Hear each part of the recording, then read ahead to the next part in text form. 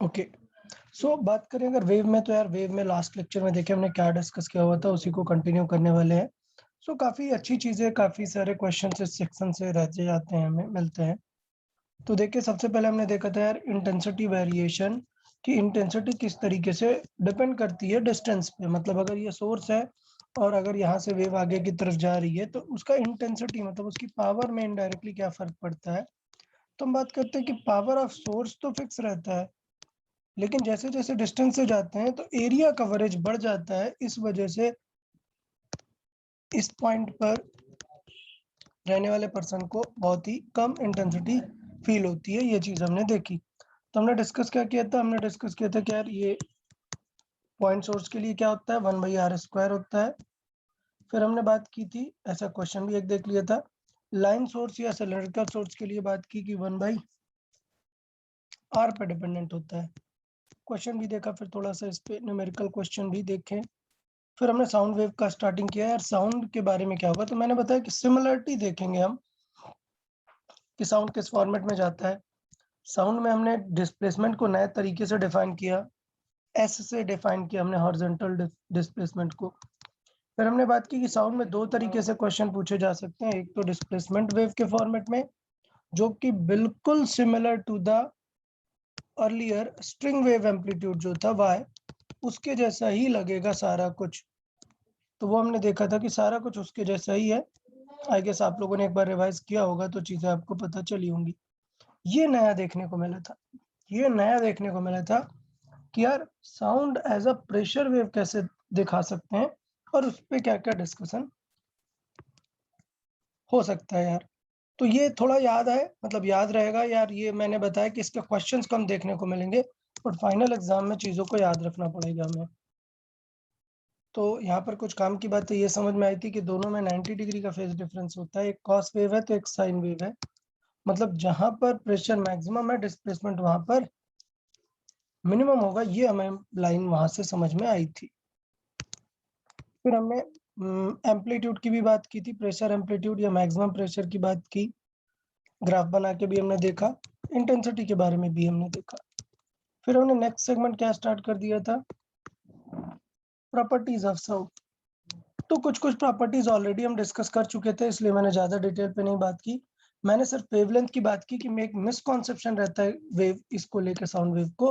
तो ये याद रखना यार, ये मिसकॉन्सेप्शन नहीं रहना चाहिए, ये पूरा याद रहना चाहिए माइंड में। फिर फ्रिक्वेंसी की बात की, ऑलरेडी हम बहुत कुछ बता चुके थे तो मैंने स्किप किया इसे। फ्रिक्वेंसी में पीछे एक काम की चीज़ थी जो कि फ्रिक्वेंसी पर डिपेंड करती थी, तो इससे रिलेटेड हमने बात की। फिर स्पीड पे भी मैंने स्किप किया क्योंकि स्पीड भी ऑलरेडी हम पढ़ चुके थे, तो स्पीड में भी कोई दिक्कत नहीं थी। तो यहाँ पर फ्रिक्वेंसी, स्पीड, तीन प्रॉपर्टीज हो गई थी। आज हमें नेक्स्ट प्रॉपर्टी स्टार्ट करनी थी साउंड की। सो आज हम जो डिस्कस स्टार्ट करेंगे नंबर 4th प्रॉपर्टी से ही स्टार्ट करेंगे, ठीक है। सो आज जो हम स्टार्ट करेंगे वो कहाँ से स्टार्ट करेंगे, 4th नंबर की जो प्रॉपर्टी है, 4th नंबर की प्रॉपर्टी। सो 4th नंबर बड़ा फेमस है, बहुत सारे क्वेश्चन इस पे देखने को मिलेंगे। क्या, लाउडनेस। और ये बहुत ही फीलिंग वाला टर्म है, फीलिंग वाला टर्म है लाउडनेस। तो जैसे पिच था ना, पिच रिलेटेड था किससे, फ्रिक्वेंसी से। ये लाउडनेस रिलेटेड होता है किससे, इंटेंसिटी या एनर्जी से। सो ये किससे रिलेटेड है, it is related to the power of source. Power, अच्छा पावर नहीं, एग्जैक्टली इंटेंसिटी। पता है क्यों, क्योंकि पावर तो फिक्स है, दूर जाओगे तो लाउडनेस कम होगी। मतलब रियल में क्या कम हो रही है उसकी, क्या चीज कम हो रही है, intensity. It is related to intensity.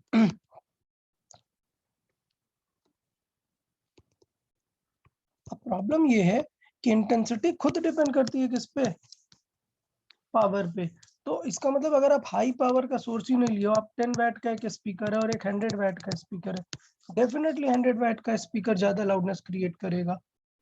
So intensity depend करती है इनडायरेक्टली किस पे, पावर पे। तो इसलिए मैं ब्रैकेट में पावर भी लिख देता हूँ। तो it is related to intensity और पावर, ठीक है। अच्छा, फिर अगर हम बात करते हैं कि इंटेंसिटी, तो इंटेंसिटी डिपेंड करती है वेव में देखे तो एक फिक्स फ्रीक्वेंसी का साउंड अगर आ रहा है तो किस बात पे इंटेंसिटी डिपेंड करती है वेव में? एम्पलीट्यूड पे। हाँ, तो इसका मतलब ये है कि नेक्स्ट है it depends upon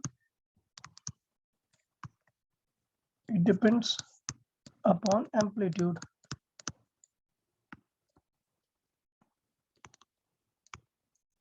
and higher amplitude means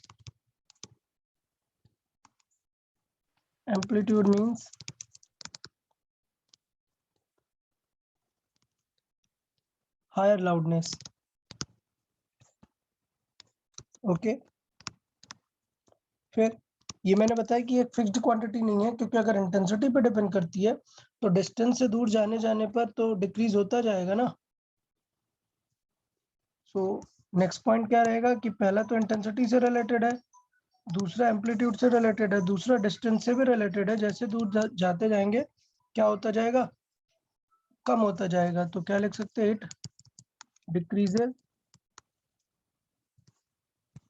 with increase in distance. Clear?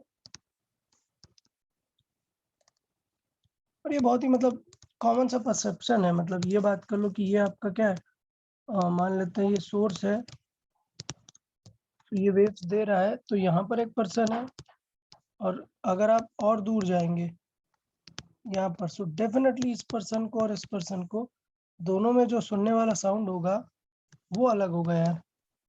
Clear? सो यहाँ पर जो लाउडनेस है, यहाँ पे कुछ लाउडनेस होगी, और यहाँ पर जो लाउडनेस होगी वो डेफिनेटली क्या होगी? डिक्रीज हो जाएगी। क्यों डिक्रीज हो गई है? रीजन क्या है?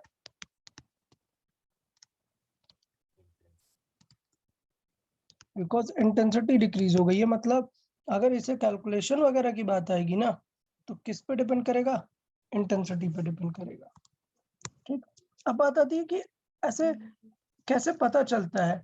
तो सोर्स पे डिपेंड करता है यार कि सोर्स कितना पावरफुल साउंड जनरेट करेगा। तो एक चीज ये भी डिपेंड करती है कि कोई साउंड सोर्स है, सपोज आप इस स्ट्रिंग को वाइब्रेट करके साउंड जनरेट कर रहे हो, या फिर आप एक मेम्ब्रेन, तबला देखो, तबला में एक मेम्ब्रेन है, आप एक मेम्ब्रेन को वाइब्रेट करके साउंड जनरेट कर रहे हो।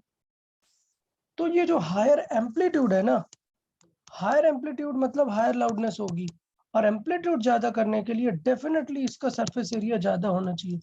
जितना सरफेस एरिया होगा उतना ही हायर वाइब्रेशन जनरेट करेगा। तो आप इसलिए देखते हो कि अभी तो टेक्नोलॉजीज बहुत सारी आ गई, तो मैं बहुत नई टेक्नोलॉजीज और उनकी बातें नहीं कर रहा हूँ, बट एक कॉमन परसेप्शन है कि अगर एक छोटे एरिया का स्पीकर है और एक बड़ा स्पीकर है, डेफिनेटली बड़ा स्पीकर ज्यादा साउंड जनरेट करेगा, क्योंकि अगर उसका पूरा स्पीकर का साइज ये है तो आप वो इतने एम्पलीट्यूड से वाइब्रेट करा सकता है। अगर ये छोटा है तो ये कम एम्पलीट्यूड से वाइब्रेट कराएगा। तो एक और इम्पोर्टेंट क्राइटेरिया इनमें समझ में आता है लाउडनेस को लेके, क्या क्या समझ में आता है? It increases with increase in surface area of vibrating objects।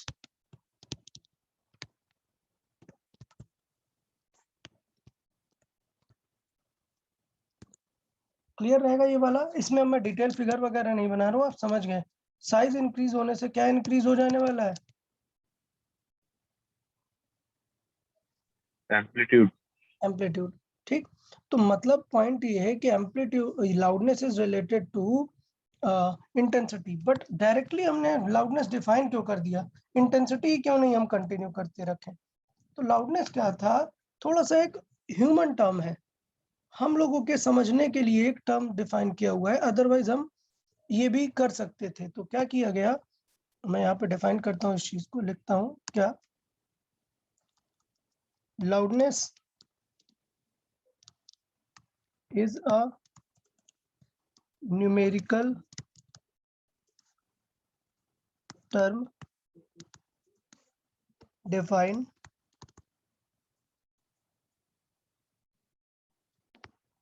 to compare defined to compare the intensity with respect to threshold intensity of human ear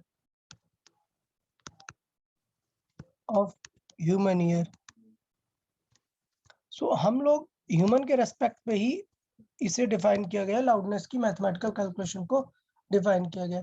तो ह्यूमन ईयर की थ्रेशोल्ड देख लेते हैं और उसी से ही लाउडनेस का स्टार्टिंग करते हैं। ठीक है, so threshold intensity of human ear. Threshold मतलब जानते हैं आप लोग?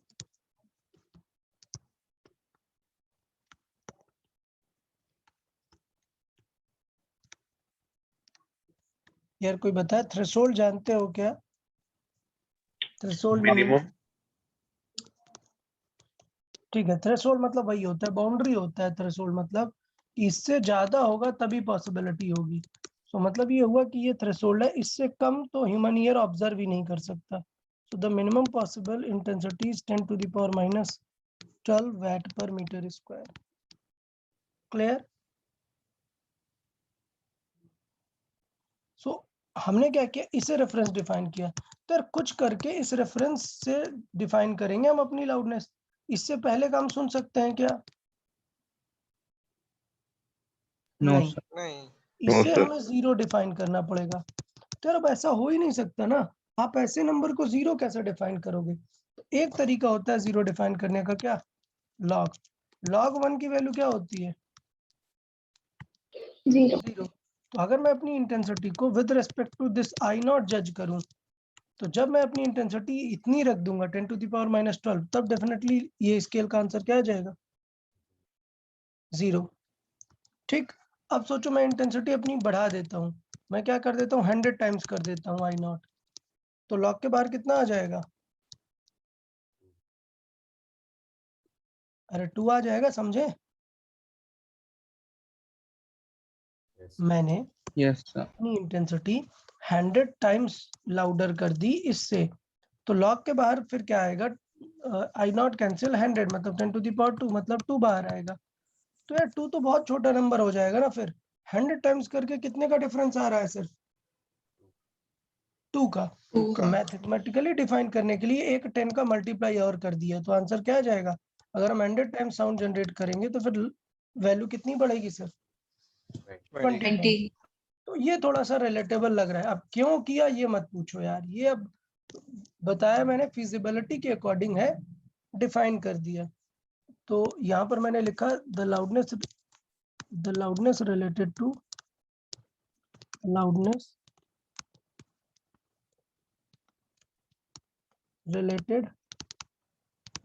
To this value is zero. और यहाँ पर मैं लिखूंगा dB। सो dB क्या है एक्चुअली? ये बन जाता है यूनिट ऑफ लाउडनेस। तो यहाँ पर मैं स्टार मार्क करके लिख देता हूँ यूनिट ऑफ लाउडनेस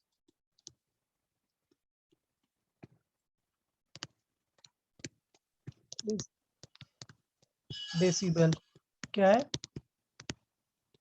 डेसिबल। और ये ऐसा यूनिट है जिसका पहला लेटर स्मॉल और सेकंड लेटर कैपिटल रखते हैं। क्लियर? तो डेसिबल समझ आया, ये क्या है? उसको मेजर करने का यूनिट हो गया। और लाउडनेस को हमने मैथमेटिकली कैसे डिफाइन किया? हमने डिफाइन किया 10 log, ln नहीं लिख रहा हूँ, log लिख रहा हूँ, ध्यान दें, 10 log I by I not. Logic मैंने समझा दिया है कि क्यों ऐसा फॉर्मूला डिजाइन किया गया, to maintain the scale. Okay, clear? तो इसका मतलब एल क्या है? ऑफ कोर्स डेफिनेटली एल क्या है? लाउडनेस इन डेसिबल।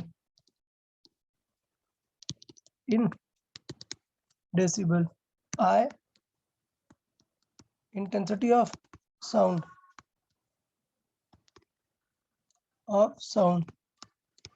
और आई नॉट क्या है? Threshold intensity. Threshold. Yes, threshold intensity. Kartik आज अवेलेबल हो गया तुम?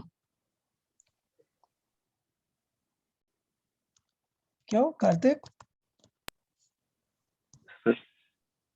मतलब आज अवेलेबल हो क्या, टाइम मिल गया क्या तुम्हें लेक्चर अटेंड करने का, ये पूछ रहे हैं। ठीक है, कोई बात नहीं, जस्ट सिंपल ये सिनेरियो हुआ। तो पता है स्टैंडर्ड जो डेसिबल स्केल है वो 0 to 120 तक फेमस है, बट उसके आगे भी हो सकती है। 120 कब आएगा आंसर, जब आई नॉट की वैल्यू क्या ले लो आप, 1 वैट पर मीटर स्क्वायर, काफी बड़ी इंटेंसिटी होती है। तो अगर आप इसे रखोगे 1 तो आंसर क्या आ जाएगा, 120 आ जाएगा। तो जो डेसिबल स्केल डिफाइन की गई थी वो 0 to 120 डिफाइन की गई थी पहले। यार अभी लेकिन जानते हो तुम, अभी बहुत सारे इंडस्ट्रियल इंस्ट्रूमेंट, बहुत सारी चीजें ऐसी आती हैं जो इससे ज्यादा इंटेंसिटी भी जनरेट कर सकती हैं। तो स्टैंडर्ड डेसिबल जो स्केल थी वो 0 to 120 तक थी, तब के समय की मोस्टली चीजें इस लाइन में आ रही थी। लेकिन अभी बहुत सारी ऐसी चीजें हैं जो 120 से ज्यादा भी क्रिएट कर सकती हैं। तो इसलिए ये लाइन अब मैं नहीं लिखूंगा कि डेसिबल स्केल 0 to 120 रहती है। अब डेसिबल स्केल कुछ भी हो सकती है, डिपेंड करेगा। तो अगर मैं नॉर्मल बात करूं, नॉर्मल जो साउंड होता है, एक कॉमन आइडिया, नॉर्मल साउंड वो नियर अबाउट कितना होता है, नॉर्मल टॉकिंग साउंड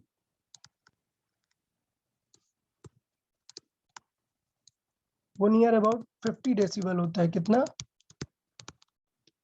50 डेसिबल। सो म्यूजिक साउंड अगर बात करें, म्यूजिक सिस्टम वो भी नॉर्मल वाला, मतलब ऐसा नहीं कि बहुत ज्यादा बूफर वगैरह लगा लिए। नॉर्मल जो म्यूजिक सिस्टम रहेगा वो कितना रहेगा, वो नियरली 60 to 70 डेसिबल तक जाता है। तो मतलब आप समझ रहे हो कि बहुत इंटेंस साउंड हो जाएगा 120 डेसिबल तक। ये जस्ट मैंने एक रफ आइडिया दिया हुआ। एग्जाम्पल देख लेते हैं थोड़ा सा कि क्या क्या टाइप में पूछे जा सकते हैं। 2-3 टाइप ही पूछे जाते हैं इसमें। अगर मैं बात करूं, find the loudness of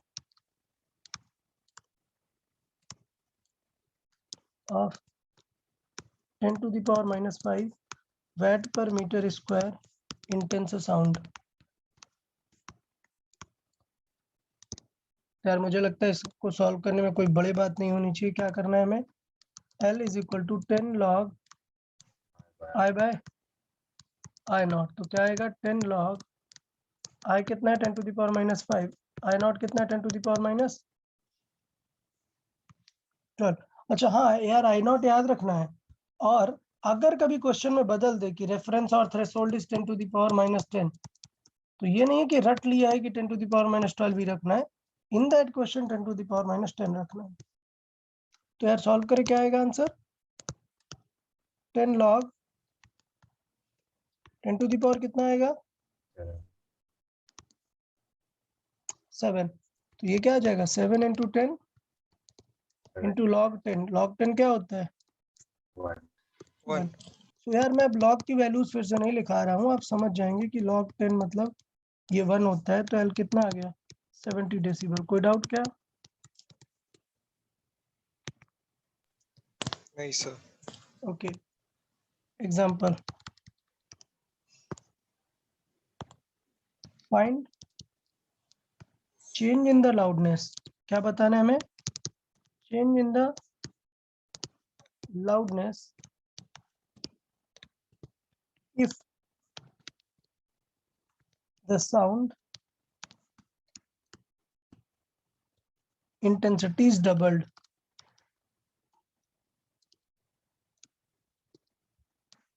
is doubled at any place।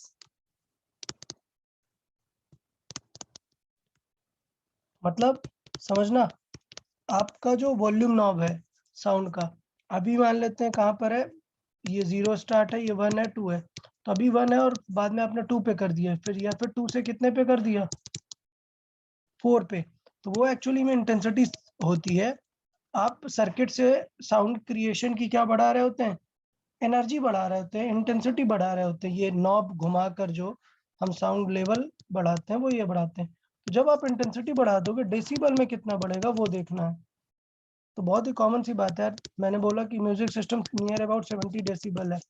इसका मतलब ये नहीं है कि सीधे आपने 70 को 140 कर दिया। तो देखें क्या डिफरेंस आएगा अगर हम डबल करेंगे। आई गेस आपको आइडिया समझ आ जाएगा।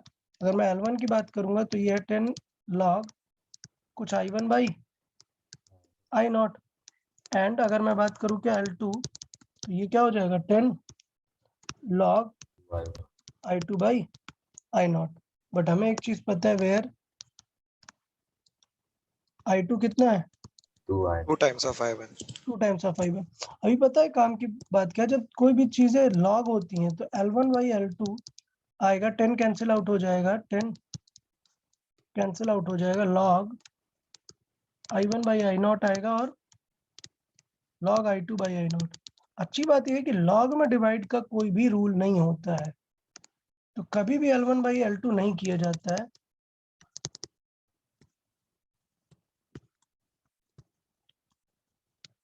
इन log formula divide is not preferable, clear?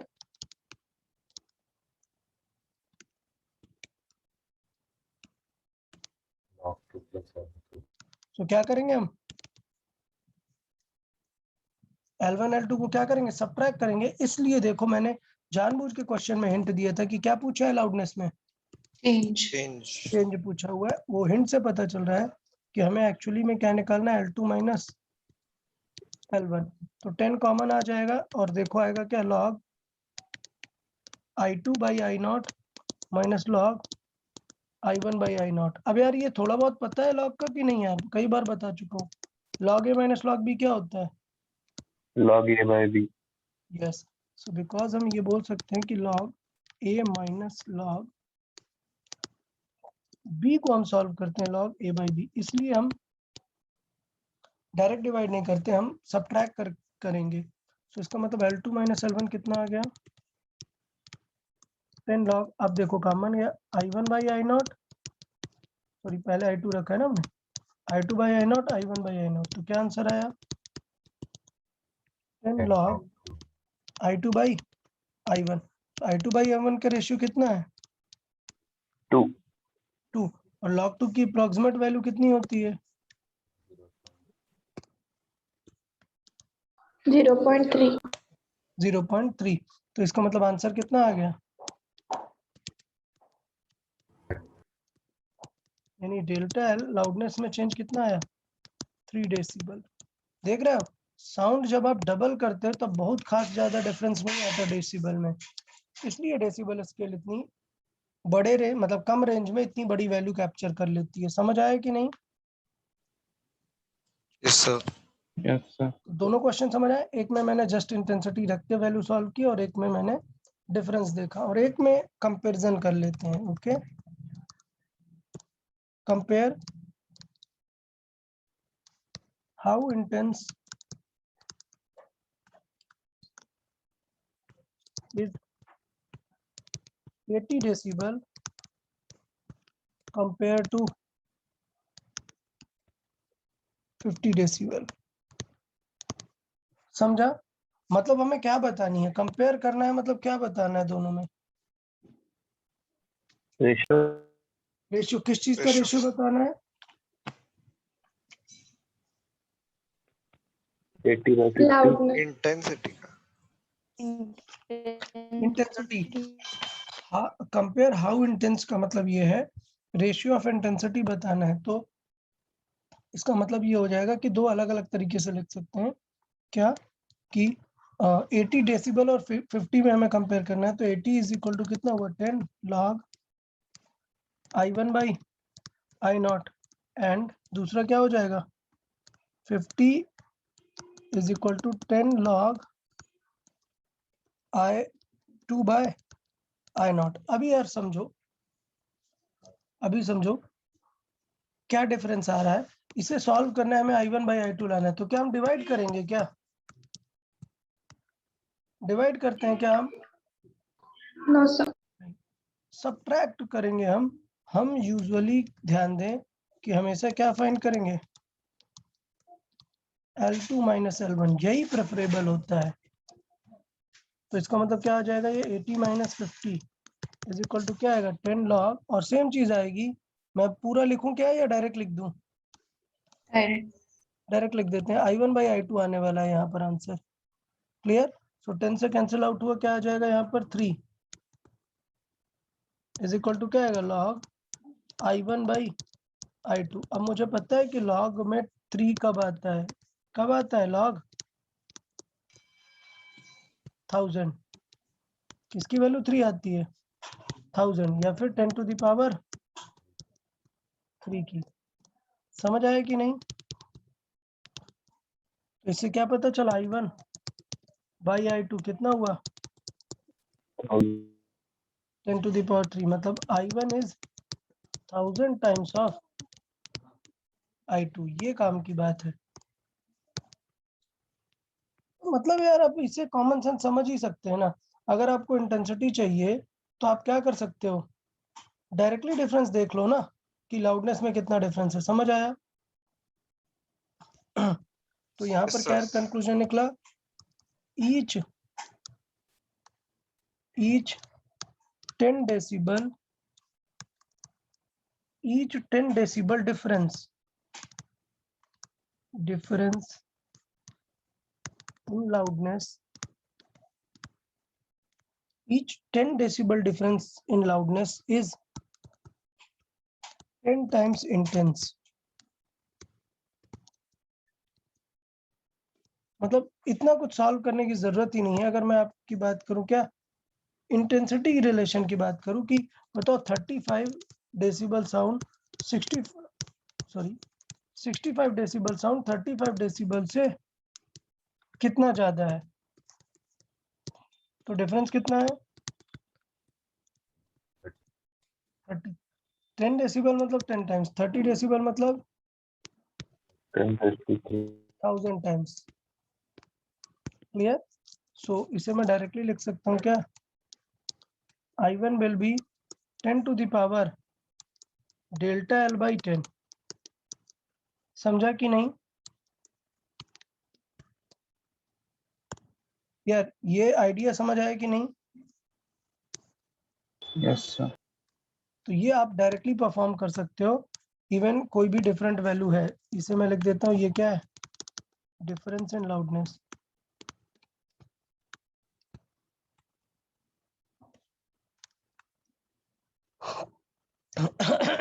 Sorry यार, समझ आया कि नहीं? तो दो बहुत ही इंपॉर्टेंट चीजें हैं साउंड से रिलेटेड, क्या, पिच एंड, समझा कि नहीं? Loudness is how powerful the sound is, और pitch is how shrill or sharp the sound is। Pitch की खास बात क्या है कि पिच चेंज नहीं होती। क्यों? क्योंकि ये किससे रिलेटेड है, Frequency. लेकिन लाउडनेस चेंज होती है क्योंकि ये दो चीजों से रिलेटेड है, एम्पलीट्यूड पे डिपेंड करती है और इंटेंसिटी। इंटेंसिटी डिस्टेंस के साथ कम होती है तो लाउडनेस कम हो जाती है, और एम्पलीट्यूड किस पे डिपेंड करता है, कोई सरफेस वगैरह पे एब्जॉर्ब हो गया, कुछ रिफ्लेक्ट हो गया तो एम्पलीट्यूड कम हो जाता है। ओके, तो बताएं पिच एंड लाउडनेस समझ आया कि नहीं? Yes, sir. अच्छा, अब समझना कि दो सोर्स हैं, उनकी दोनों की फ्रीक्वेंसी सेम है, लाउडनेस सेम है, फिर भी क्या कोई डिफरेंस हो सकता है क्या? मतलब समझना पर्सन से फील करो। एक कोई पर्सन ए है, कोई पर्सन बी है, दोनों एक सेम सॉन्ग सिंग कर रहे हैं, ठीक है, दोनों सेम सॉन्ग सिंग कर रहे हैं, और सिचुएशन देखना कि दोनों लगभग सेम फ्रीक्वेंसी का साउंड जनरेट कर रहे हैं, सेम लाउडनेस जनरेट कर रहे हैं, क्या फिर भी आप डिफरेंस नहीं बता पाओगे क्या दोनों के साउंड में? डेफिनेटली बता दोगे। इवन फ्रीक्वेंसी भी सेम है, लाउडनेस भी सेम है, सब कुछ सेम है, बट कोई तो एक चीज होगी ना जो बता देगी कि यार ये डिफरेंट स्टूडेंट की है, ये डिफरेंट पर्सन की है। समझ आया कि नहीं? हाँ सर। मतलब कॉमन सेंस की बात ये है कि अगर 10 लोग बोल रहे हैं हेलो, सेम फ्रीक्वेंसी से बोल रहे हैं हेलो, सेम लाउडनेस से बोल रहे हैं, फिर भी आप बता दोगे, आपके ईयर्स बता देंगे कि यार ये स्टूडेंट ऐसा बोल रहा है, ये स्टूडेंट बोल रहा है। क्लियर? तो there has to be some third quantity जो क्या करे, इस फाइनल चीज को डिफरेंशिएट करे। क्लियर? हाँ सर। तो that next quantity is known as quality, quality का मतलब एक्चुअली क्वालिटी नहीं है, क्वालिटी मतलब एक दूसरा नेम यूज किया जाता है, टिम्बर। इसका मतलब ये बस ये एक ऐसी प्रॉपर्टी है जिसको कुछ डिफाइन नहीं कर सकते हैं, ये हम फील करते हैं कि सेम वर्ड 20 लोग बोलेंगे तब भी हम बता सकते हैं कि ये पर्सन ने ये बोला, ये पर्सन ने ये। क्लियर है कि नहीं? तो उस टर्म को हमने क्या डिफाइन कर दिया है? क्वालिटी। क्लियर? तो इसको डिफाइन कैसे कर सकते हैं? It is the property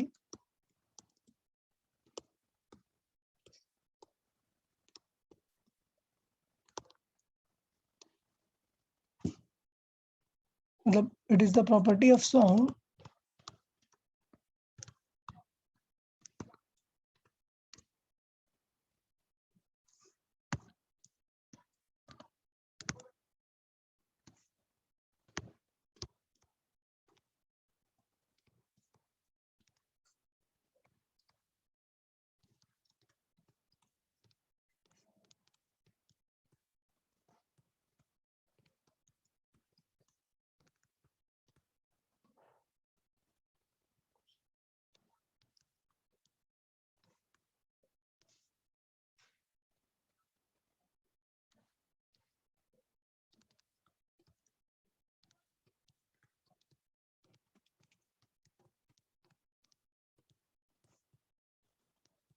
clear है सब?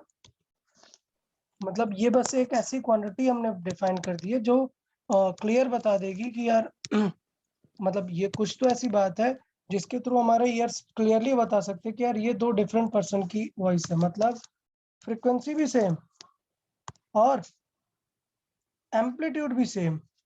तो अब क्या लगता है, दोनों सेम वेव है तो फिर हमें कैसे पता चलता है कि दोनों डिफरेंट है? तो जब हम इस ग्राफ को क्लोज देखते हैं तो पक्का इस ग्राफ में कुछ तो वेरिएशन होते होंगे ना, जिसके थ्रू हम मतलब हमें पता चल जाता है कि ये दो लोग अलग हैं। तो जब इस ग्राफ को क्लोज देखा गया तो देखें क्या दिखा, कुछ इस तरीके से दिखा। ये समझ आया क्या? इसका मतलब ये है कि वेव का नेचर देख के हम बता सकते हैं इन दोनों की फ्रीक्वेंसी भी सेम है और एम्पलीट्यूड भी सेम है, लेकिन फिर भी डिफरेंस रहेगा किसका? क्वालिटी का। तो ये जो वेरिएशन होता है ना, ये मतलब ग्राफ में ये जो वेरिएशन होता है, इसी के थ्रू पता चलता है क्या कि साउंड वगैरह में क्या चेंजेस हैं। समझ आया कि नहीं? Yes, sir. तो अगर फ्लूट की बात करें तो फ्लूट का जो साउंड होता है, अगर मैं इंस्ट्रूमेंट्स में बात करूं तो फ्लूट का ये जो साउंड होता है ये सबसे स्मूथ होता है वाइब्रेशंस। वहीं अगर आप हॉर्न वगैरह की देखेंगे तो ये इस टाइप में रहता है। डिफरेंस समझ आया दोनों में? नियर अबाउट सबका एम्पलीट्यूड वही है, सबकी फ्रीक्वेंसी भी वही है। समझ आया ना? Yes, sir. Yes, sir. Yes, sir. एक इंस्ट्रूमेंट होता है जिसका ये एकदम स्मूथ आता है, no vibrations. That instrument is known as tuning fork. सुना है ट्यूनिंग फॉर्क? ये इस तरीके का हाँ, इस तरीके का एक Yes, sir. यू शेप होता है, यहाँ पे मेटल है और ये उसका हैंडल है। तो ये जो मेटल के वाइब्रेशंस हैं ये बहुत ही प्योर होते हैं, इसीलिए एक्सपेरिमेंट्स में इसे यूज किया जाता है। प्योर साइनोसॉइडल वेव जैसा वाइब्रेट करता है ये। ओके, तो ये क्या क्वालिटी में ये सब लिखने की जरूरत है? आप समझ गए ना यार? वेव फॉर्म देख के डिफरेंस बताया जा सकता है। तो यहाँ पर चलो इतना ही लिख देते हैं क्या, it is related to the wave form of sound.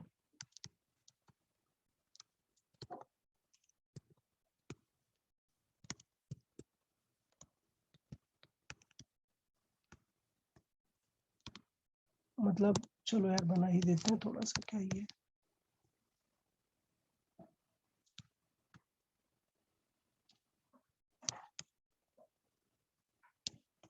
ठीक है। ये किसका रहेगा? इस टाइप का देखने को मिलेगा आपको, फ्लूट का। और एकदम प्रॉपर स्मूथ मिलेगा।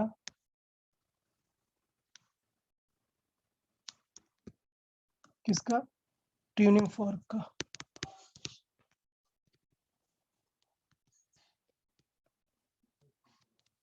क्लियर है ना? ट्यूनिंग फॉर्क इस तरीके का यू शेप मेटल रहता है जिसपे एक हैंडल होता है और उन मेटल्स को वाइब्रेट कराया जाता है।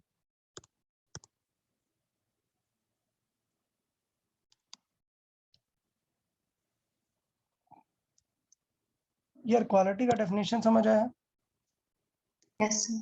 अच्छा, क्वालिटी से रिलेटेड कुछ म्यूजिकल टर्म्स हैं, उन्हें थोड़ा सा लिख लेते हैं, समझ लेते हैं कि ये जो ट्यूनिंग फॉर्क है या कोई भी, ये जो सेम फ्रीक्वेंसी कंटिन्यूअसली जनरेट करता है, सपोज फ्लूट है एक सेम फ्रीक्वेंसी जनरेट कर रही है, तो इस वर्ड को बोलते हैं अपन क्या? टोन। तो यहाँ पर कुछ वर्ड्स लिख लेते हैं। A sound of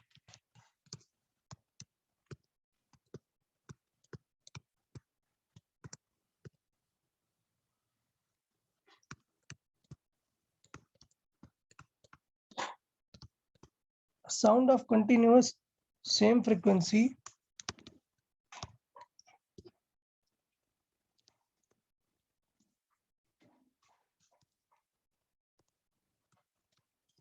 tone. उसको बोलते हैं क्या? एक टोन जो एक सेम फ्रीक्वेंसी में साउंड क्रिएट होता है, उसे हम बोलते हैं टोन। दूसरा, अगर मिक्स्ड फ्रीक्वेंसीज है, मिक्स्ड फ्रीक्वेंसीज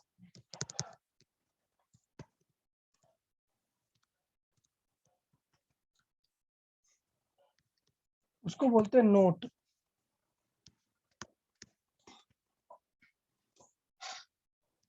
तो एक हो गया टोन। टोन मतलब एक फिक्स फ्रीक्वेंसी, नोट मतलब मल्टीपल फ्रीक्वेंसीज है, मिक्स्ड फ्रीक्वेंसी है। ठीक है।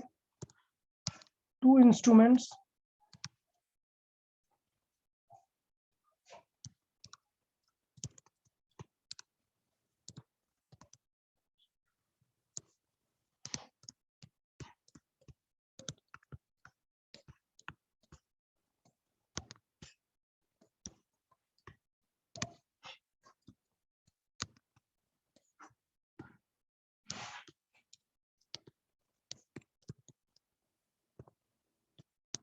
यूनिसन। सो अगर ये वर्ड यूज किया जाता है कभी कि these two things are in unison, so मतलब क्या है? उनकी क्या चीज गिवन है आपको? Same frequency. सेम फ्रीक्वेंसी दी हुई है। ठीक है।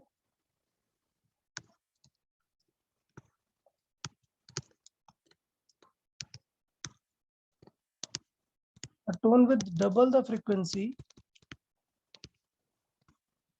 मतलब एक ऐसा टोन जो डबल फ्रीक्वेंसी है, इट इज लाइक कि f1 is 2 और f2 is 2 times of f1, twice है। so उसे क्या बोलते हैं? ऑक्टेव। so कहीं पे भी अगर वर्ड यूज किया जाए कि this is in Octave with something, मतलब समझ गए उसकी फ्रीक्वेंसी कितनी है? ट्वाइस है। समझ आया कि नहीं यार? हाँ, तो इतने टर्म्स आपको थोड़े माइंड में रखने हैं, लर्न करके रखने हैं, काम बन जाएगा, कोई दिक्कत वाली इसमें बात नहीं है। तो बता यार, यहाँ तक चीजें क्लियर है या नहीं? हमने पहले स्ट्रिंग का पूरा डिस्कशन किया, फिर हमने साउंड से कुछ रिलेटेड चीजें डिस्कस की, साउंड की वेव के बारे में बात की, क्या की कि डिस्प्लेसमेंट वेव होती है, प्रेशर वेव होती है, और कुछ प्रॉपर्टीज साउंड की डिस्कस की। क्लियर कि नहीं? Yes, sir. ओके। अब हम डिस्कस करेंगे कि अगर स्ट्रिंग वेव रिफ्लेक्ट होती हैं या ट्रांसमिट होती हैं तो क्या होगा। फिर हम डिस्कस करेंगे अगर सेम चीज साउंड के साथ होती है तो क्या होता है। ओके। सो हमारा नेक्स्ट यू कैन से सब टॉपिक है क्या बनेगा पॉइंट? पहले हम स्ट्रिंग वेव, या फिर मतलब पहले सिर्फ लिख लेते हैं क्या? पहले हेडिंग ये लिख लेते हैं, रिफ्लेक्शन एंड रिफ्रैक्शन। रिफ्रैक्शन को एक और वर्ड ट्रांसमिशन भी बोल देते हैं। Okay, so reflection and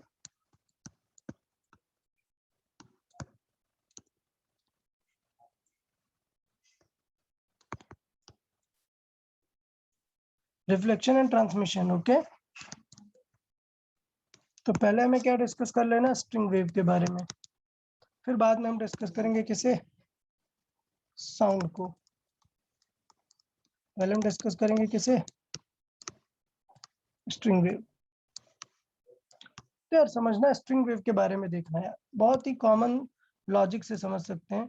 suppose ये एक वॉल है, ये क्या है, वॉल, मतलब पूरा ही क्लियर कर लेते हैं, ठीक है, ये वॉल है और यहां से एक रोप है, और आपने रोप में एक पल्स जनरेट की, वेव पल्स जनरेट की। तो आपने रोप में क्या किया, एक वेव पल्स जनरेट किया, क्लियर या नहीं। ये वेव आगे की तरफ मूव होने वाली है, तो अब हम डिस्कस करेंगे कि वेव किस तरीके से रिफ्लेक्ट होगी। ये पॉइंट समझ आ रहा है कि नहीं? अच्छा, अब समझें कि जब ये वेव यहाँ एंड तक पहुंचेगी, एंड तक, ये वेव यहाँ पर पहुंच गई जस्ट एंड तक, तो बताओ क्या ये पॉइंट मूव करेगा क्या ऊपर? नहीं यार, ये वॉल है ना, रिजिड है, ये मूव करेगा क्या? नहीं मूव करेगा। तो अगर ये नहीं मूव करने वाला है, तो होता ही है कि जैसे जैसे एनर्जी जाएगी, अब तो एनर्जी यार कहीं तो वापस जानी चाहिए ना। तो अगर ये एंड रिजिड है, ये एंड मूव नहीं हो रहा है, तो एनर्जी फील करती है लाइक रिफ्लेक्शन, यहां से गई और वापस रिफ्लेक्ट हो जाती है। क्या हो जाती है? रिफ्लेक्ट। तो जितनी एनर्जी यहाँ से पास होती जाएगी, यहाँ से रिफ्लेक्ट होती जाती है। इसका मतलब आप थोड़ी देर बाद अगर फिगर ये देख रहे हो कि वेव कुछ इतनी आ गई है, यहाँ पर कितनी, इतनी आ गई है, यहाँ पर इतनी टर्मिनेट हो गई, तो ये जो यहाँ पर टर्मिनेट हुई है, ये ही यहाँ से क्या हो रही है, ऐसे निकल रही है। ओके, तो इसका मतलब ये फील आएगा कि जो ये टर्मिनेट हो गई है, वो वेव आपको यहाँ पर ऐसे देखने को मिलेगी। समझ आया? और जैसे ये पूरी वेव टर्मिनेट हो जाएगी, ये वेव नीचे पूरी ओरिजिनेट हो जाएगी। तो बेसिकली क्या काम करता है, लॉ ऑफ रिफ्लेक्शन काम करता है। अगर ये वेव ऐसे आई, तो सेम ये वेव क्या हो जाएगी, रिफ्लेक्ट हो जाएगी। समझ आया या नहीं? सर हाँ, तो इसका मतलब यार, अब मैं इसका फिनोमेना नहीं लिख रहा हूँ यार, क्योंकि कोई मतलब नहीं है, आप लोग को समझ आ गया उतना काफी है, बस आप समझे। तो इसका मतलब ये होगा कि अगर ये वेव ऐसे रिफ्लेक्ट होके आई है, इंसिडेंट इस तरीके से इंसिडेंट हुई है, तो जो रिफ्लेक्टेड आएगी वो इस तरीके की आएगी। बस काम की बात ये है। समझ आया कि नहीं यार? और ये क्या हो गई? अच्छा, तो यार ये बताओ, क्या इन दोनों में कोई एंगल या फेज का चेंज हुआ क्या? पहले वेव ऊपर जा रही थी, लेट्स से ये साइन वेव है, तो ये क्या बन गई, माइनस साइन, तो मतलब क्या हुआ यहाँ पर फेज में, पाई का चेंज, 180 डिग्री का चेंज। तो डेफिनेटली यहाँ पर काम की बात क्या है, there is a phase change involved. Phase change कितना हुआ, पाई का फेज चेंज होता है। बस क्या ध्यान देना है कि ये जो एंड है, ये क्या होना चाहिए, फिक्स्ड होना चाहिए, रिजिड होना चाहिए। सो मैं यहाँ पर लिखूंगा फेज चेंज फ्रॉम, और phase change in reflection from fixed और रिजिड एंड। समझ आया? अच्छा, ये चीज अब थोड़ा सा दूसरे तरीके से देख लेते हैं कि यार यहाँ पर अपन एक ऐसा सिस्टम रखते हैं, सपोज एक रिंग शेप सिस्टम, तो इस एंड को बोलते हैं फिक्स्ड, नहीं क्या बोलते हैं इसे, फ्री।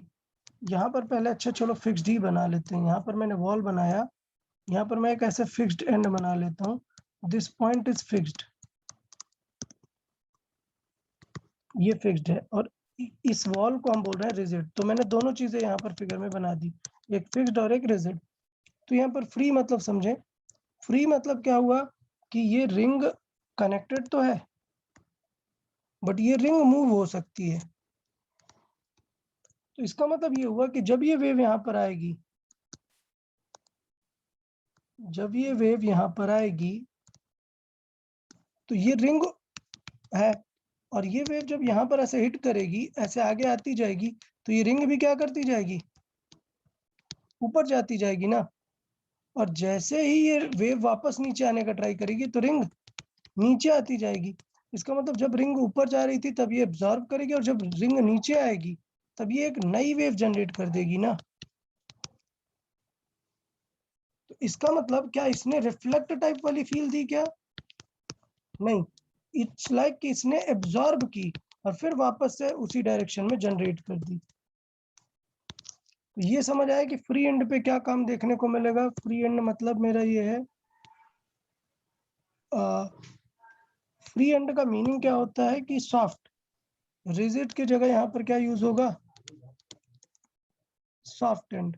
सॉफ्ट एंड का मतलब ये लेस डेंसर, क्या?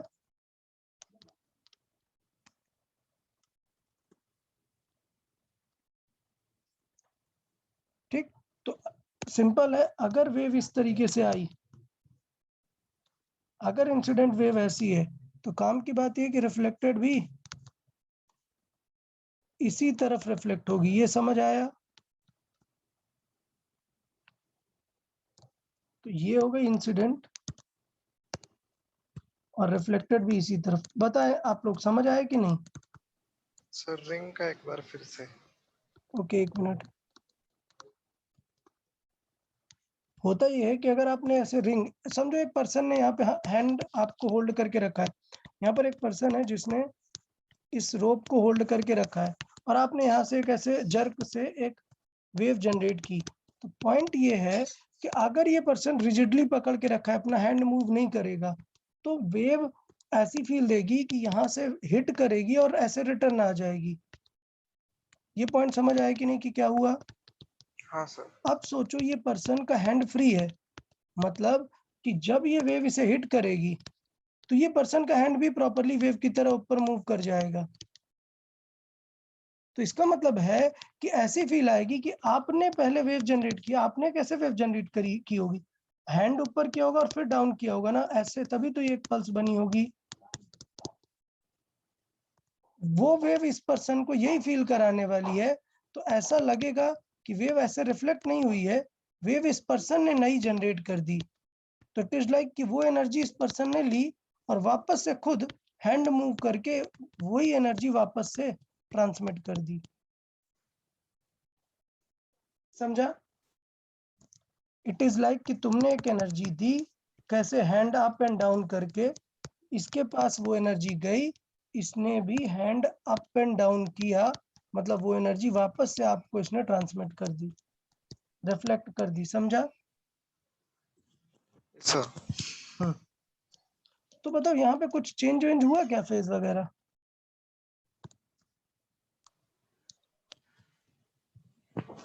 अरे भाई, यहाँ कुछ फेज चेंज हुआ क्या? नहीं सर। नहीं हुआ। तो ये थोड़ा सा ध्यान देना है कि यहाँ पर रिजिड सॉफ्ट एंड में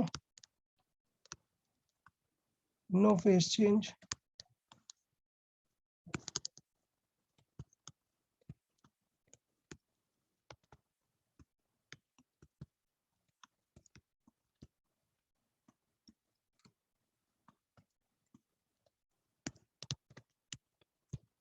फ्री और सॉफ्ट और less denser, main word is less denser.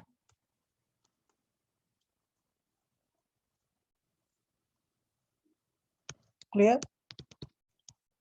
So free, soft और लेस डेंसर मीडियम से रिफ्लेक्ट होगा तो कोई फेज चेंज नहीं होगा। बता, रिफ्लेक्शन समझ आया कि नहीं? हाँ अब सर। अब यहाँ पर मैं आइडियल केस मान रहा था, क्या मैंने यहाँ पर कुछ एनर्जी लॉस की बातें की क्या?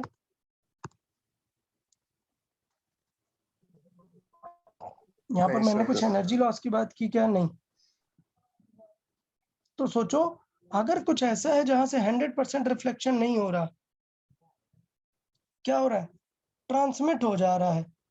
मतलब सपोज ये मीडियम है, आप एयर में ऐसे साउंड या कोई वेव जनरेट की जो यहाँ पर वाटर पे गई तो क्या पूरी रिफ्लेक्ट होगी क्या, या पूरी अंदर जाएगी क्या?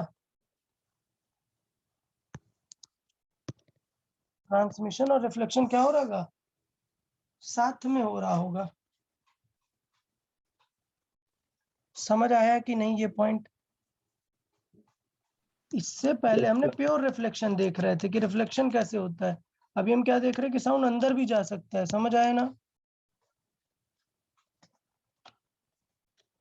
Yes. Sir okay.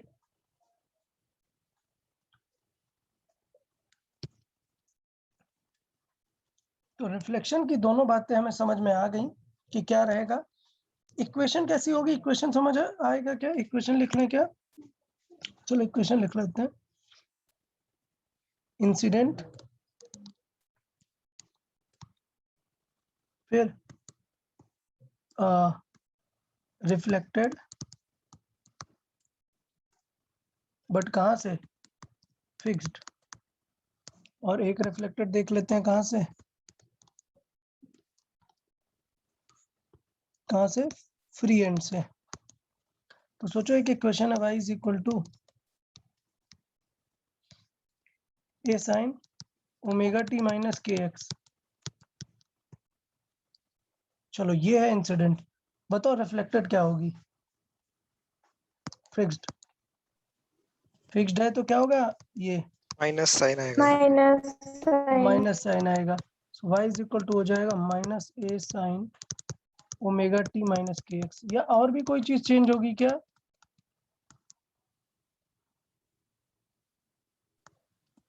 Velocity negative हो जाएगी। यस। सो इसका मतलब दो चीजें देखेंगे, यहाँ पर ये मूव कर रही थी पॉजिटिव, स्पीड क्या थी, पॉजिटिव एक्स एक्सिस, और अभी उल्टा आ जाएगी ना, तो ये क्या आ गया, नेगेटिव एक्स एक्सिस। क्लियर है कि नहीं यार? दोनों चीजें होंगी ना। सो दो चीजें बदलेंगी इक्वेशन में, हमेशा ध्यान देना, गलती मत करना। क्या बदलेगा? डायरेक्शन बदलेगी और फेज के बारे में सोचना है। इसमें तो फेज की कोई दिक्कत नहीं। क्या आ जाएगा, y is equal to A sine omega T plus K X. समझा यार? कोई डाउट क्या इसमें, इंसिडेंट और फिक्स्ड एंड से और फ्री एंड से रिफ्लेक्टेड में इक्वेशन में? No sir. ओके। सर वो क्या? फ्रीली मूवेबल में स्पीड भी नेगेटिव होगी ना? हाँ कर दिया ना, अच्छा हाँ, ओके ओके। इस तरफ गया और इस तरफ रिटर्न आने लगा। सेम चीज ये इधर ही कर देते ना, ये चीज लिख के इसको ही एरो दिखा देते हैं। ठीक है, ठीक है। ये था क्या, फिक्स्ड एंड का बात। ठीक, अब हम बात करते हैं एनर्जी ट्रांसफर की। क्या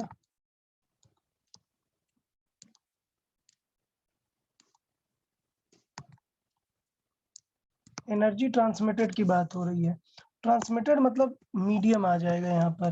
तो वो जो रिजिड और फिक्स था, अब किससे चलेगा, रेयर और डेंसर से बातें चलेंगी। किससे, रेयर और डेंसर।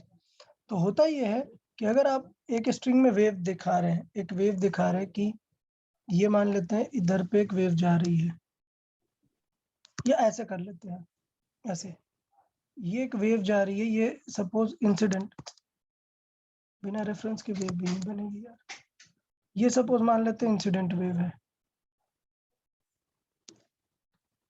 ये समझ आया? ये क्या है, इंसिडेंट। तो इंसिडेंट मतलब मैं सिर्फ यूज करूंगा क्या, आई। ठीक, यहाँ पर देख ले, आई मतलब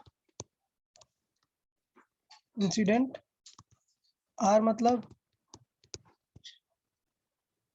रिफ्लेक्टेड, और टी मतलब ट्रांसमिटेड। अच्छा, अब गौर करना, नोटिस करना कि क्या देखने को मिलेगा, कि देखने को ये मिलेगा कि ये जो ट्रांसमिटेड होती है इसको कुछ भी फर्क नहीं पड़ता। तो ये तो बिल्कुल ऐसे ही लगता है कि ये वेव आगे क्या कर गई है, कंटिन्यू कर गई है। समझ आया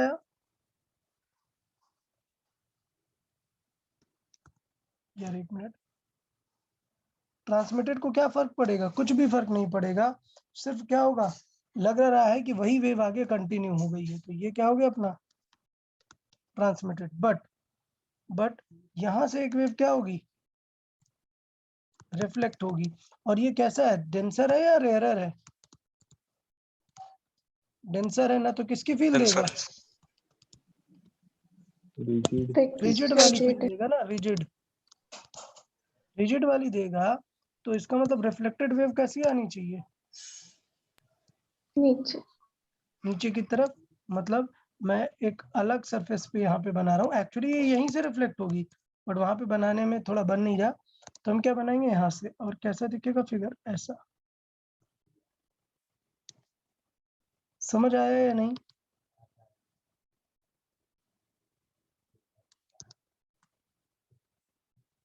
यार ये क्लियर समझ आया या नहीं? अब देखो एक डिफरेंस, फिगर में एक डिफरेंस पाओगे। आप देख रहे होगे कि मैं थोड़ा सा डिफरेंस बनाने का ट्राई कर रहा हूँ। बताओ मैं क्या डिफरेंट बना रहा हूँ यहाँ पर? एम्पलीट्यूड। क्योंकि एम्पलीट्यूड एक क्या है, एनर्जी है। एम्पलीट्यूड क्या है, एक एनर्जी को शो करता है, क्योंकि फ्रिक्वेंसी वगैरह तो सबकी वही रहने वाली है, तो एनर्जी को शो करता है। इसका मतलब ये होगा कि एनर्जी ट्रांसमिटेड में हमें ध्यान देना पड़ेगा कुछ चीजों को। वो क्या है, ये है एम्पलीट्यूड ऑफ इंसिडेंट, ये है एम्पलीट्यूड ऑफ ट्रांसमिटेड, और ये है एम्पलीट्यूड ऑफ रिफ्लेक्टेड। समझ आया कि नहीं? तो एक बात काम की याद रखना है, रिफ्लेक्टेड का तो पता है ना, फेज चेंज, बट याद रखना है there is no phase change और डायरेक्शन चेंज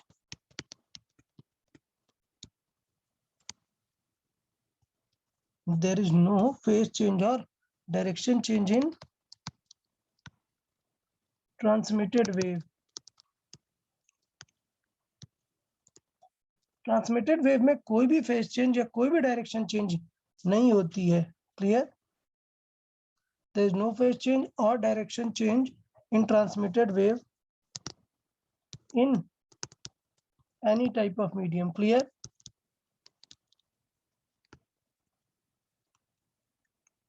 मतलब आप डेंसर टू रेयरर जाओ या रेयरर टू डेंसर जाओ, ट्रांसमिटेड में कोई भी फर्क पड़ेगा क्या? नहीं, ये है बताने का मतलब। समझ आया कि नहीं? ओके, नेक्स्ट क्या रहेगा? नेक्स्ट चीज रहेगा इसी को लेकर, एनर्जी को लेकर। क्या कि इंसिडेंट एनर्जी क्या रहेगी, इंसिडेंट एनर्जी किसके बराबर रहेगी,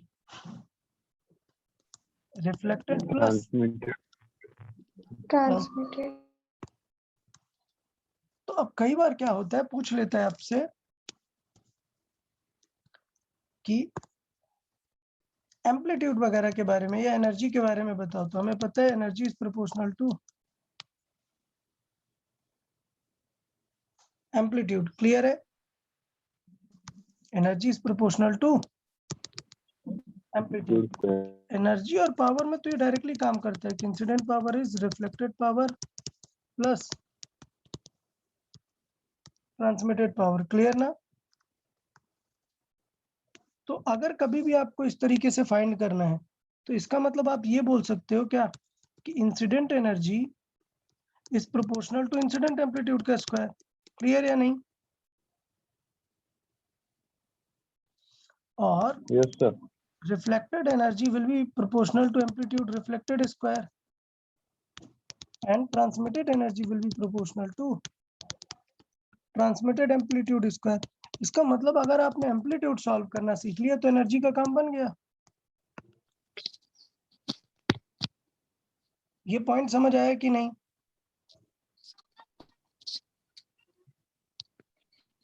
तो इसका मतलब क्या करना पड़ेगा, हमें मैथमेटिकली इक्वेशन सॉल्व करके एम्पलीट्यूड देखना पड़ेगा कि इंसिडेंट एम्पलीट्यूड, रिफ्लेक्टेड एम्पलीट्यूड और ट्रांसमिटेड एम्पलीट्यूड में क्या रिलेशन रहता है।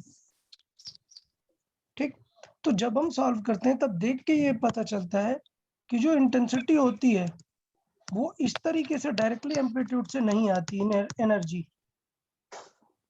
हम जब सॉल्व करते हैं तो हमें ये दिखता है कि एनर्जी जो है वो इस तरीके से नहीं आती है। क्लियर?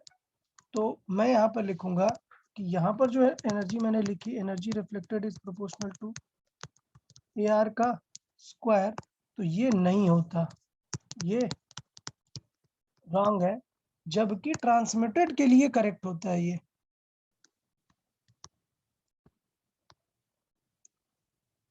तो क्या करते हैं, अगर कभी आपको एनर्जी निकालनी है कि how much energy will reflect, तो क्या आपको कभी भी रिफ्लेक्ट एनर्जी निकालने की जरूरत है क्या?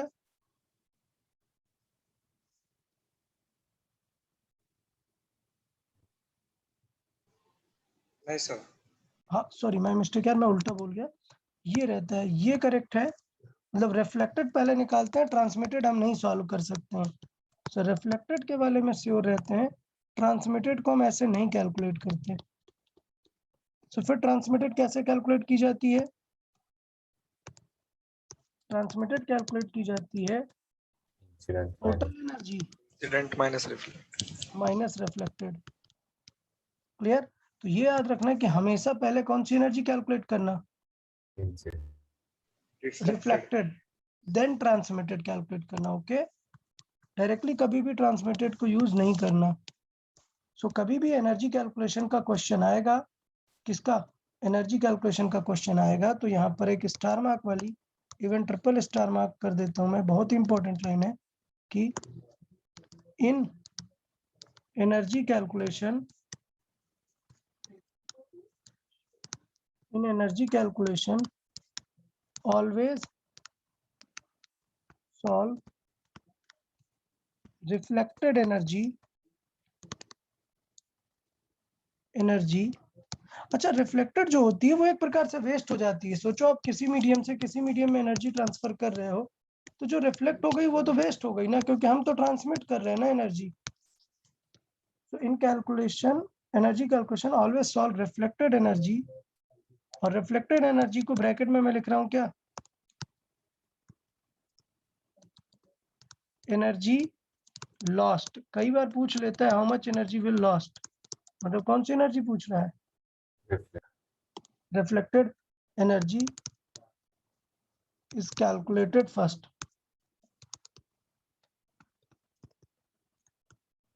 as E reflected proportional to A reflected का स्क्वायर। ठीक, अब बात करते हैं स्ट्रिंग वेव में क्वेश्चन क्या आता है, कब हम ट्रांसमिट का लॉजिक लगाते हैं। तो देखिए ट्रांसमिट का बेस्ट फेमस एग्जांपल जो हमारे सिलेबस में वो ये है, क्या, सिर्फ रोप का जंक्शन, क्या, ये एक रोप है और फिर ये एक रोप है। मतलब यार एक ही टाइप की रोप तो हर बार यूज नहीं कर सकते, तो कभी अगर हम दो डिफरेंट टाइप की रोप यूज करें, अगर कोई भी मीडियम है, दो डिफरेंट टाइप का मीडियम यूज करें, तो उनमें क्या फर्क पड़ेगा, कितनी एनर्जी लॉस हो जाएगी, ये हमें कैलकुलेट करना पड़ता है। क्वेश्चन समझा क्या है? ये रोप 1 है, ये रोप 2 है, तो इन दोनों का क्या अलग है, लीनियर डेंसिटी अलग है।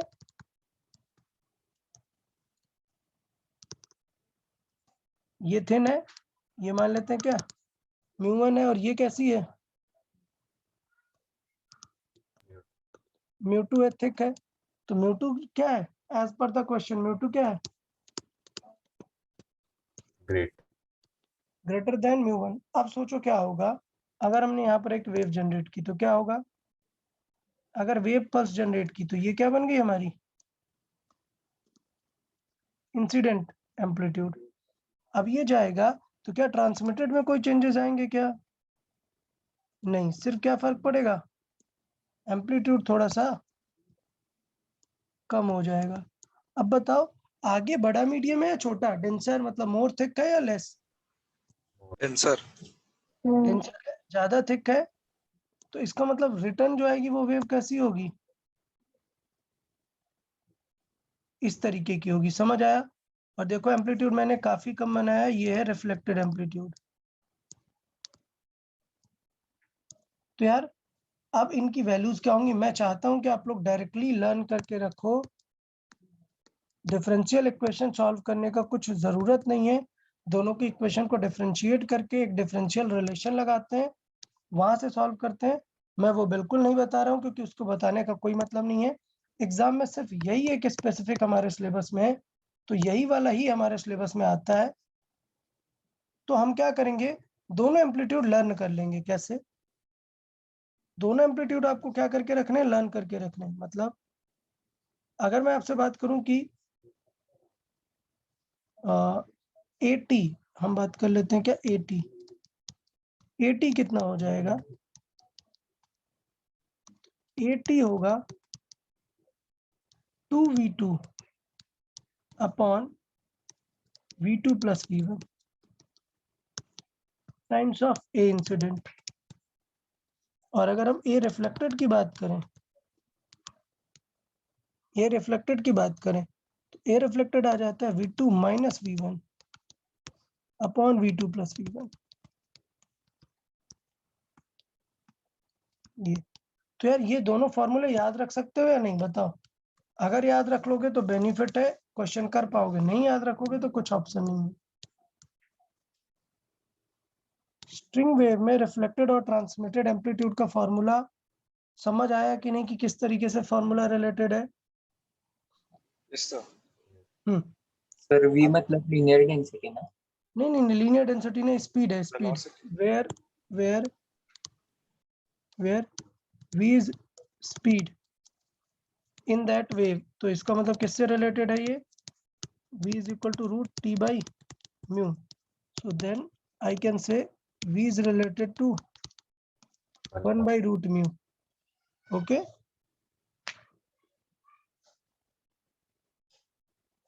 ये पार्ट समझ आया? क्लियर?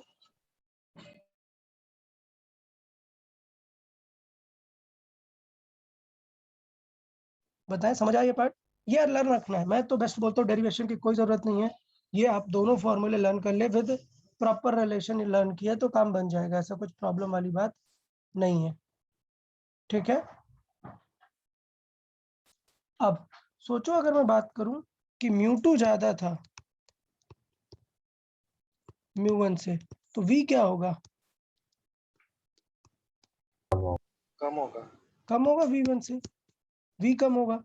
तो इसका मतलब देखना v2 माइनस v1 क्या आएगा, साइन पॉजिटिव या नेगेटिव? नेगेटिव। नेगेटिव आएगा। तो देखो रिफ्लेक्टेड एम्पलीट्यूड क्या आ रहा है इस केस में, नेगेटिव। समझ आया ना? तो ये हम फॉर्मूले से भी ध्यान दे सकते हैं कि ए आर क्या आ जाएगा, नेगेटिव। और ए आर से ही हमें जो भी सॉल्विंग करनी है वो करनी रहेगी। ठीक है, तो एग्जांपल देख लेते हैं इसका, आपको तुरंत क्लैरिटी आ जाएगी कि क्या होगा, चल क्या रहा है। ओके, तो देख लेते हैं एग्जांपल, देखें। A string A is tied with B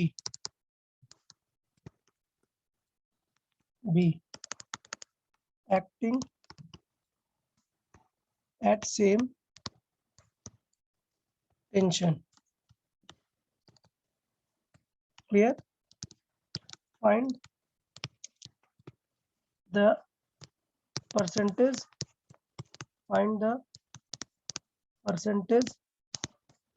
loss of energy at their junction.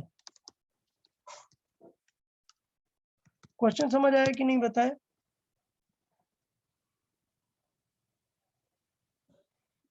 ये क्वेश्चन समझ आया? अब आपको ये दिया हुआ है,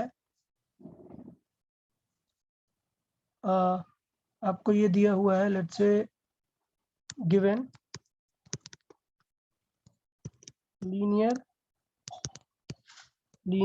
mass density of string A is 4 times B. समझ आया ये क्वेश्चन?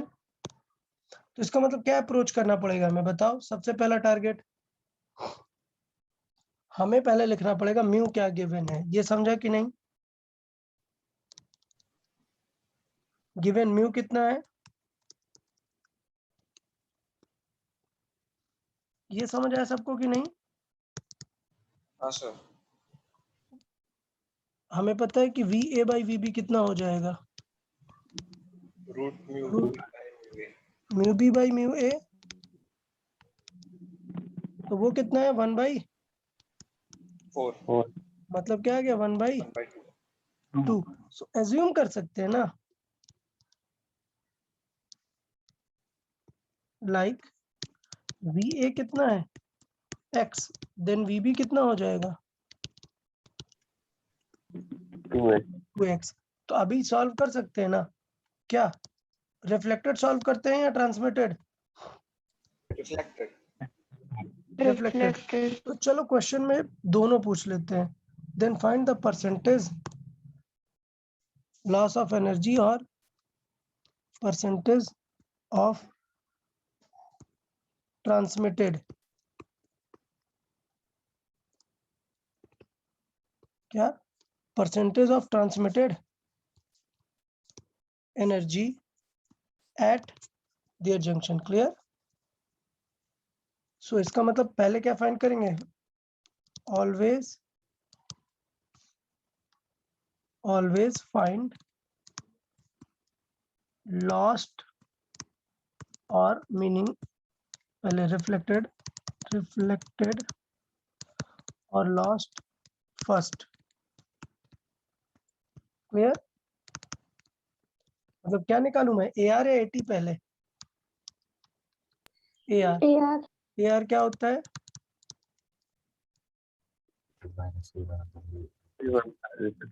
क्लियर? फॉर्मूला लर्न रखना पड़ेगा यार। तो क्या हुआ 2x minus x by 2x plus x, मतलब कितना आ गया 1/3 ऑफ इनिशियल एम्पलीट्यूड। क्लियर? अच्छा साइड में रिफ्लेक्टेड भी कर लेते हैं यार, चले रिफ्लेक्टेड भी कर लेते हैं, सॉरी ट्रांसमिटेड भी कर लेते हैं, बट जरूरत नहीं है, ट्रांसमिटेड को यूज नहीं करना रहता। फिर भी मैंने ट्रांसमिटेड क्यों लिखा है, अलग से कभी कभी पूछ लेता है, एनर्जी नहीं, क्या पूछ लेता है, एम्पलीट्यूड। तो एम्पलीट्यूड तो आप निकाल ही लोगे, तो देखो क्या आएगा 2/3 आ जाएगा ना, समझा? अब देखना यहां से एनर्जी लॉस्ट,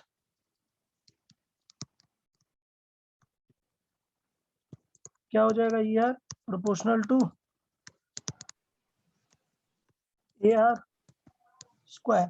तो विद रिस्पेक्ट टू इनिशियल हमें बताना है ना, सो अपॉन ई इनिशियल क्या आ जाएगा, A R by A initial का स्क्वायर। तो कितना आ जाएगा आंसर 1/3 का स्क्वायर, मतलब कितना 1/9 इंटू 100 करा लिया, तो क्या आंसर आ जाएगा,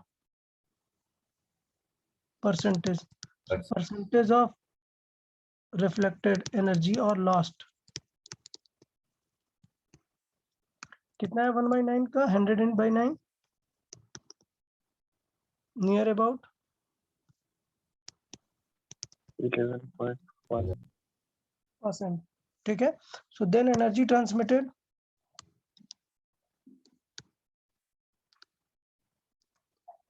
क्या हो जाएगी, एनर्जी ट्रांसमिटेड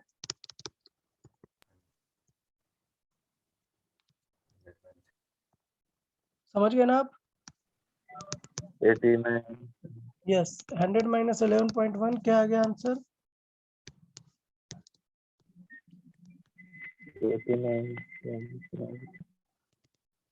89.9%। क्लियर ना?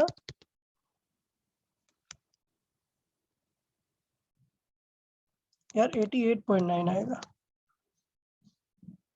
यार, समझ आया कि नहीं? हाँ सर। सर ए ट्रांसमिटेड एक था। क्या क्या बोला आपने?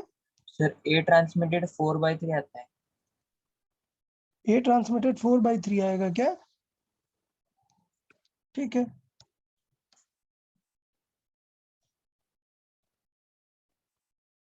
ए ट्रांसमिटेड 4/3।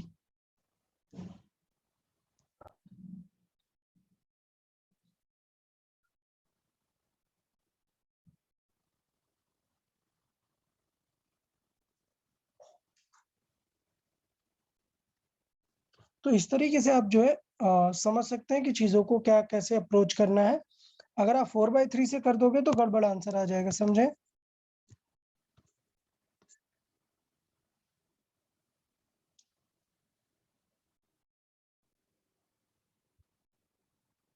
यार बताएं ये ओके है या नहीं? Yes. या हमेशा आंसर किससे निकालना है? लास्ट से।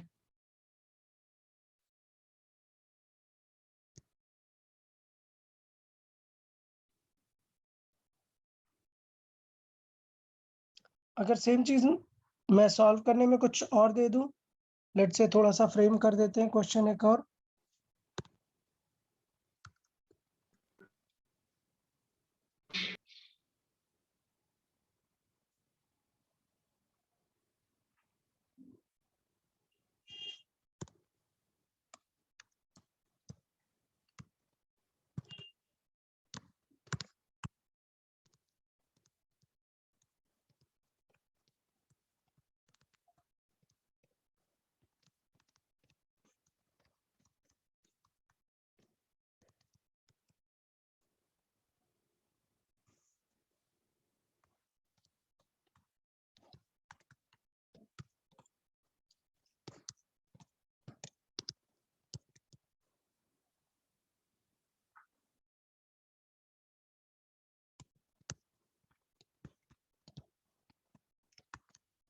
चलो ये क्वेश्चन ट्राई करें सब लोग।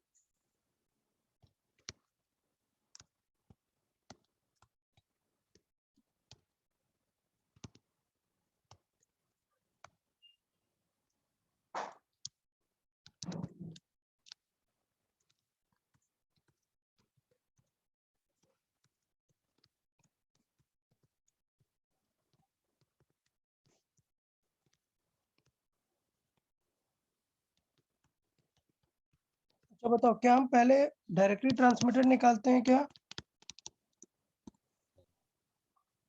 No, sir. नहीं, हम पहले टारगेट करेंगे किसमें? रिफ्लेक्टेड को निकालने में, और फिर ट्रांसमिटेड निकालेंगे लास्ट के बाद। आपको स्पीड वगैरह के बारे में थोड़ा आइडिया दिया है, आप रेशियो निकालें, ट्राई करें, देखें। 2 मिनट का टाइम ले, देखें आप लोग अप्रोच कर पा रहे हैं या नहीं।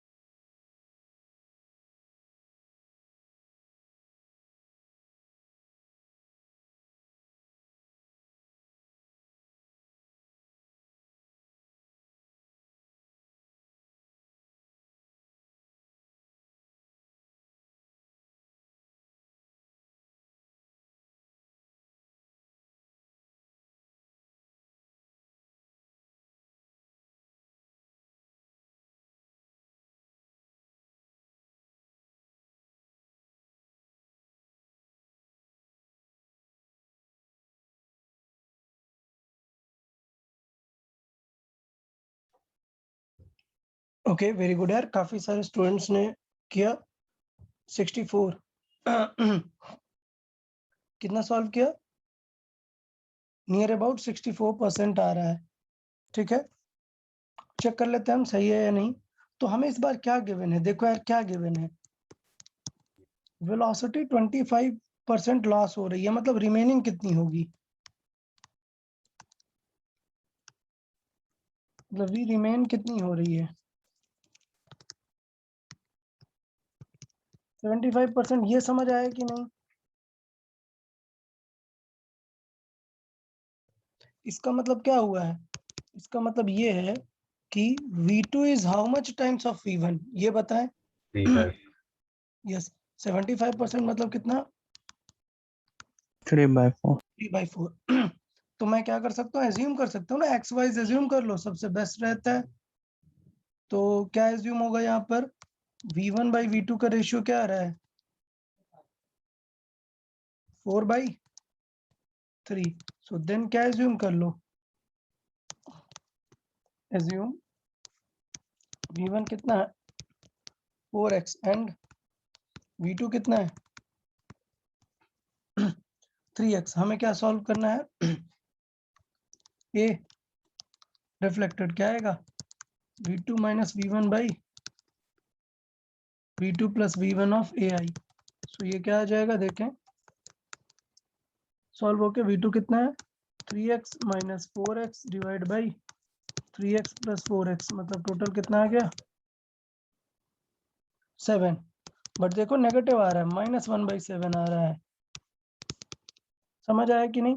तो नेगेटिव सिर्फ क्या रिप्रेजेंट कर रहा है कि जो वेव का एम्पलीट्यूड है वो अपोजिट डायरेक्शन में आ गया है। क्लियर? चाहिए तो साइड में ट्रांसमिटेड भी सॉल्व कर लो। ट्रांसमिटेड कितना हो जाएगा, 2V2 by V2 plus V1। कितना आंसर आया, कितना आंसर आएगा, 6/7। क्लियर? अच्छा एक चीज और यार, एक चीज और होती है कि अगर इनका एम्पलीट्यूड मिला हो ना, तो क्या आना चाहिए, 6/7 माइनस 1/7, 5/7।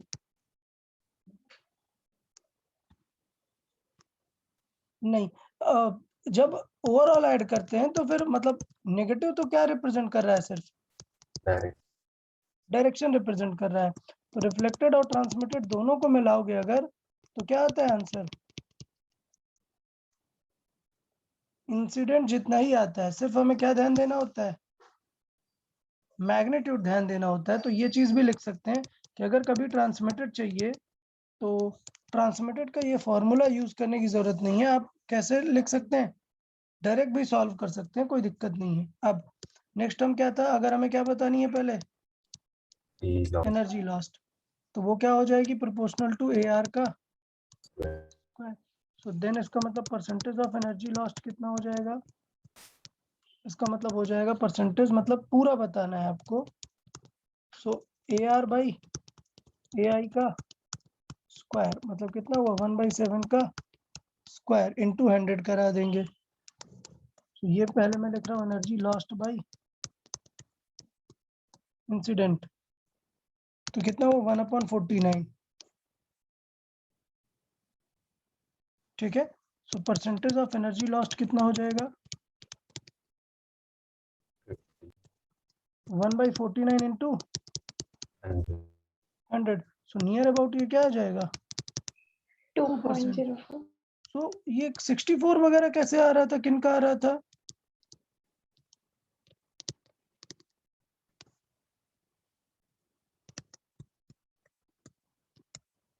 यार ये तो 2% वगैरह कैसे है, और 64 वगैरह कैसे है। 25 लिया, 75 नहीं. अच्छा 25 ले लिए, अरे भाई ये अभी समझा कि नहीं ये सबको। Yes. Yes, sir. ठीक है, तो इस तरीके से रिफ्लेक्टेड को थोड़ा सा हम सॉल्व कर सकते हैं। मैं बता रहा हूँ हमारे सिलेबस में सिर्फ यही है, हमारे सिलेबस में सिर्फ रिफ्लेक्शन इन स्ट्रिंग्स में यही वाला एग्जांपल है, ठीक है, रिफ्लेक्शन ऑफ स्ट्रिंग्स में। हाँ, अभी एग्जांपल बहुत सारे बनेंगे, ऐसा नहीं है, 2 फिक्स्ड एंड को लेके रिफ्लेक्स करा देगा, ऐसे वेव रिफ्लेक्ट हो रही है, सो हमें पता है अगर ऐसे जा रही है स्ट्रेट पल्स तो रिफ्लेक्ट होगी, तो फिर इस तरफ से रिफ्लेक्ट होगी, फिर जब वापस यहाँ जाएगी तो फिर वापस से ऊपर की तरफ रिफ्लेक्ट होगी। तो इसका मतलब ये होगा कि अगर आप ऐसे एक वेव जनरेट करें तो वो आपको पूरा ऐसे कंटिन्यूअस फील देगी कि पहले वेव ऊपर गई, फिर नीचे आई, फिर ऊपर, फिर नीचे, बस हर बार क्या होता जाएगा, थोड़ा थोड़ा एम्पलीट्यूड लॉस होते जाएंगे। बहुत सारे लॉस होते हैं, ये हमने सिर्फ कौन सा लॉस देखा हुआ है, due to change in medium, क्या, due to change in medium, बहुत सारे टाइप के लॉस है, वो सारे हम इग्नोर करते हैं। क्लियर रहेगा? तो ये बताए एनर्जी ट्रांसमिटेड में थोड़ा सा चीजों को ध्यान देना है, स्ट्रिंग वेव में रिफ्लेक्शन में ध्यान देना है। कल हम रिफ्लेक्शन में किसको पढ़ेंगे, साउंड वेव को। साउंड वेव के रिफ्लेक्शन में बहुत सारे नए नए वर्ड आपको मिलेंगे, एक टर्म होता है इको। इको आप जानते हैं, साउंड रिफ्लेक्ट होकर वापस से सुनाई देता है, Yes. इको। इको के बाद रिवर्बरेशन एक पॉइंट आता है। सो ऐसे करके साउंड में काफी नए टर्म ऐड हो जाते हैं, बेसिक कॉन्सेप्ट यही रहता है। तो अपन साउंड में भी नेक्स्ट लेक्चर में डिस्कस करेंगे कि ट्रांसमिट साउंड में रिफ्लेक्शन या ट्रांसमिटेड कैसे होता है। यार शीट में से आप लोग मोस्टली वेव के क्वेश्चन करें, आई गेस वेव के क्वेश्चन 50 के बाद है, हाँ। 30 से थोड़े से साउंड के क्वेश्चन है, उसमें ये सब भी एडेड है, इको, रिफ्लेक्शन, ये सब। तो वो छोड़ के आप नियर अबाउट 60 से स्टार्ट कर सकते हो, जहां से प्योर वेव के क्वेश्चन है। Okay, Sir, 52.